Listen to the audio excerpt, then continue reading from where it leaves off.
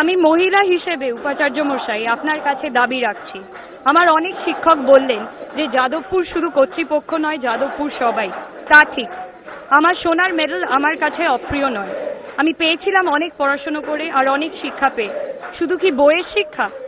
প্রেমের বিদ্যা, সহযোগিতার বিদ্যা, সহানুভূতির বিদ্যা। আমি এখানে বন্ধু পেয়েছিলাম যারা আমি মহিলা হওয়া সত্ত্বেও আমাকে কখনো অপমান করেননি, অমর্যাদা দেননি। এই মেডেল সেই বছরগুলির প্রতীক। আমি সাহিত্য ইতিহাস শিখেছি এমন এক স্থানে যেখানে মেয়েরা যা ইচ্ছে পড়তে পারে, যা ইচ্ছে বলতে পারে, অনেক স্বপ্ন দেখতে পারে, চা সিগারেট আড্ডা মেরে যুক্তিতক্ক আড্ডা করে মানুষ হয়ে বাঁচতে পারে। এই আন্দোলনটি মহিলাদের স্বাতন্ত্র্যের আন্দোলন ছিল, আপনি সেটাকে গ্রাহ্য করলেন না। আমি ফার্স্ট হতে চাই না, আমি প্রথমে এক মহিলা, তারপরে এক স্কলার, প্রধানত আমি মানুষ। তাই আমার এই মেডেল আমি ফেরত দিতে চাইলাম। এই সংগ্রামে আমার শ্রেষ্ঠ 3টে বছরকে আমি সমর্পণ করে দিলাম।